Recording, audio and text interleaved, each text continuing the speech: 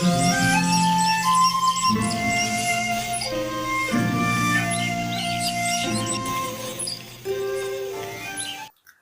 Lord. పరిశుద్ధుడైన యేసుక్రీస్తు వారి నామంలో అందరికి కూడా శుభాలు ప్రకటిస్తున్నాను.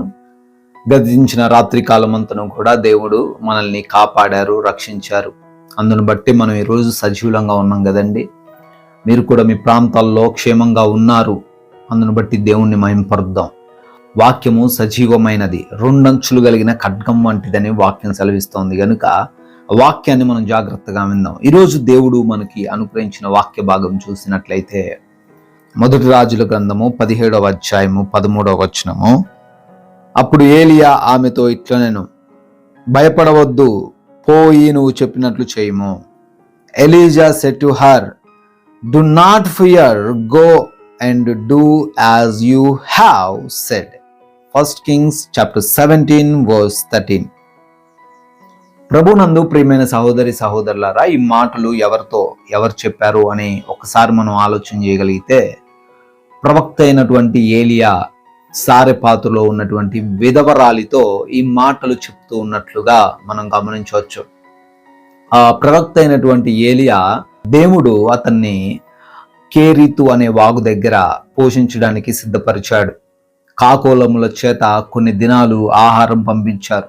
దాని తర్వాత ఒకానొక రోజున ఏలియాకు దేవుని యొక్క వాక్యము ప్రత్యక్షమయ్యి, ఏలియా, నువ్వు ఇక్కడ నుంచి సారేపాతు అనే ఊరికి వెళ్ళు, అక్కడ నేను ఒక వ్యక్తిని సిద్ధపరిచాను, ఆమె ఒక విధవరాలు, ఆమె నిన్ను పోషిస్తుంది, ఈ కరువు కాలం అంతా కూడా పోషిస్తుంది అని చెప్పినప్పుడు ఏలియా ఆ మాటకు తలొగ్గి సారేపాతు అనే ఊరిలోకి వెళ్ళాడు.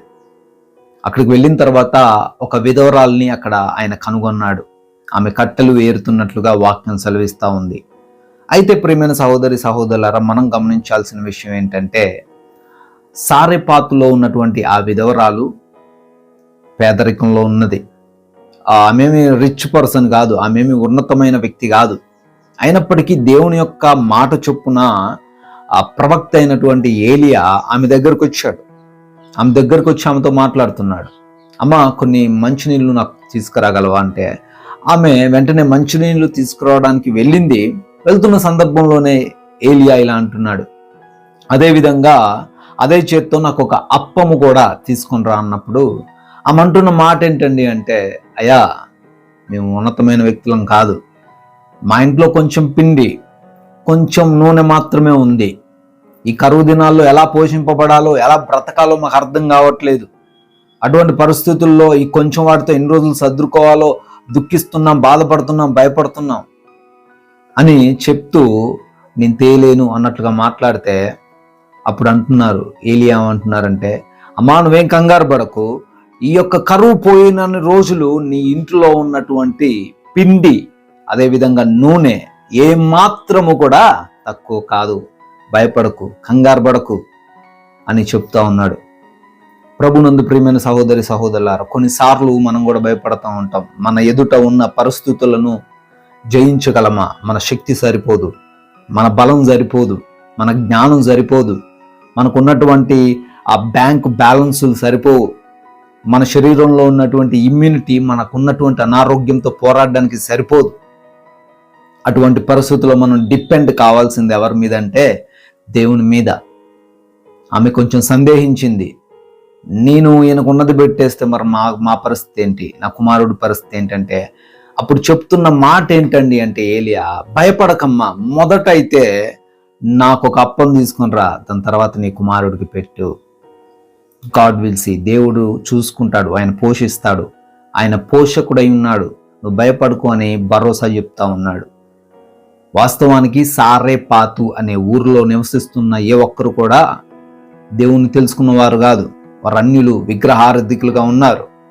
అయినప్పటికీ మరి ఎందుకో ఏమనుకుందో తెలియదు కానీ ఆ యొక్క విధవరాలు ఏలియా మాట విన్నది. ఏలియా అంటే విన్నాడు. ఏలియాకి దేవుని యొక్క జ్ఞానం తెలుసు కనుక, దేవుని యొక్క మిరకిల్స్ తెలుసు కనుక, ఏలియా, పోవయ్యా, నిన్ను విధవరాలు పోషిస్తుందంటే తలంచుకొని వచ్చేసాడు. కానీ ఒక విధవరాలు, దేవుని పైన నమ్మకం లేనటువంటి ఆ స్త్రీ ఎలా నమ్మగలిగింది? ఎందుకు ఆ రోజున నమ్మాలని అనుకుంది, నమ్మింది. ఆ సంవత్సరం దాదాపు 3.5 సంవత్సరాలు ఒక వర్షం కురవలేదని రాయబడి ఉంది. అన్ని రోజులు కూడా ఆమె జీవించింది, సంతృప్తిగా భోజనం చేసింది, తన కుమారుడికి సంతృప్తిగా పెట్టగలిగింది. ఒకవేళ ఏలియాని ఆ రోజున రిజెక్ట్ చేసి ఉంటే, నీ దారుణం చూసుకోవయ్యా మాకే లేదు అని అనుంటే, మహా అంటే 10 రోజులు తినేది, మహా అంటే ఒక 20 రోజులు తినేది. దాని తర్వాత ఎక్కడెక్కడో ప్రయాసపడేది, భోజనం లేక ఒకవేళ చనిపోయేదేమో. ప్రియమైన సహోదరి సహోదరుడా, ఈరోజు ప్రభు నిన్ను కూడా అడుగుతున్నారు. నువ్వు పోషింపబడలేని స్థితిలో ఉన్నావేమో, కరువులో ఉన్నావేమో, బలహీనతతో ఉన్నావేమో, భయంతో జీవిస్తున్నావేమో, ఏదో కరువయ్యి దుఃఖిస్తున్నావేమో. భయపడకు, దిగులు పడకు. మొదటగా ఆయన వైపు చూడు. మొదటగా ఆయన వైపు చూసి ఆయనకు ప్రార్థించు. ఎటువంటి పరిస్థితుల్లో నుండైనా దేవుడు నిన్ను రక్షించగలిగిన సమర్థుడు, కాపాడగలిగిన సమర్థుడు. భయపడకు. నువ్వేదైతే చేయాలనుకుంటున్నావో చెయ్యి. అయితే దానికి ముందుగా నువ్వు చేయాల్సింది ఏంటంటే దేవుని జ్ఞాపకం తెచ్చుకో. ప్రభువా ఈ పని చేయబోతున్నాను, ప్రభువా ఈ కార్యం చేయబోతున్నాను, ప్రభువా పలానా ప్లేస్కి వెళ్ళబోతున్నాను, ప్రభువా ఈ రోజున టెస్ట్ల నిమిత్తం వెళ్తున్నాను, ప్రభువా ఎగ్జామ్స్ రాయడానికి వెళ్తున్నాను. తండ్రి జ్ఞానం ఇవ్వు. మొదటగా నీ సమయాన్ని ఆయనకి ఇవ్వు, నీ జ్ఞానాన్ని ఆయనకి ఇవ్వు, నీకున్నటువంటి ఆ యొక్క సంపాదనలో కొంచెం ఆయనకి ఇవ్వు. దాని తర్వాత నువ్వు పోషింపబడ్డానికి దేవుడు మార్గాలు తెరుస్తాడు. కాబట్టి భయపడకు. దేవుని యొక్క మాటలు నీ దగ్గరకు వచ్చినప్పుడు, దేవుని యొక్క వాక్యం నీ దగ్గరకు వచ్చినప్పుడు ఆ మాటలను తృణీకరించుకో. ఇది అయ్యే పని కాదులే, ఇది సాధ్యమయ్యేది కాదులే అనుకోకు. విధవరాలు నమ్మింది, నమ్మి విశ్వసించింది, గొప్ప కార్యం చూసింది. ఆ కరువు దినములన్నిటిలో కూడా పోషింపబడ్డది. హల్లెలూయా. ఈరోజు నువ్వు కూడా నీకున్న కొంచెమే ఆరోగ్యం కావచ్చు, నీకున్న కొంచెమే ధనం కావచ్చు, అది ఏదైనప్పటికీ అవన్నీ కూడా విస్తరింపబడబోతున్నాయి. దేవునిపై ఆధారపడి జీవించు. నీవు కూడా సారెపాతు విధవరాల వల్ల గొప్ప కార్యాలు చూడగలుగుతావు. ఈ మాటలు దేవుడు దీవించిన గాక. మీకోసం ప్రార్థిస్తాను. ప్రార్థనలు ఏకీభవించండి. జీవం కలిగిన తండ్రి స్తోత్రాలు, జీవాధిపతి వందనాలు.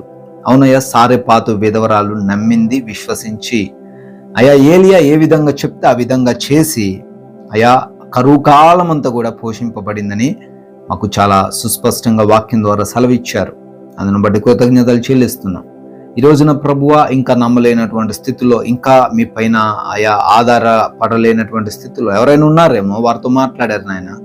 వారిని కూడా తండ్రి నమ్మే వ్యక్తులుగా మార్చండి. పోషింపబడుటకు, సమృద్ధి కలిగి బిడ్డలుండుటకు సహాయము దయచేయమని, వారి జీవితాల్లో అయా మీరు గొప్ప కార్యాలు చేయమని, ఏ విషయాన్ని బట్టి భయపడుతున్నారో ఆ విషయాన్ని వారి నుంచి తొలగించమని, మంచి ఆరోగ్యము, మంచి బలము, శక్తిని దయచేయమని, ఆర్థిక పరంగా కూడా బిడ్డలను అభివృద్ధి పరచమని, ఎటువంటి మానసిక ఇబ్బందులు లేకుండా, ఎటువంటి గలిబిలి గృహాల్లో లేకుండా శాంతి సమాధానాలతో జీవించే భాగ్యము దయచేయమని, అయా ఈ రోజున మా ప్రయాణాలను కూడా దీవించండి, మా పనులను కూడా ఆశీర్వదించండి.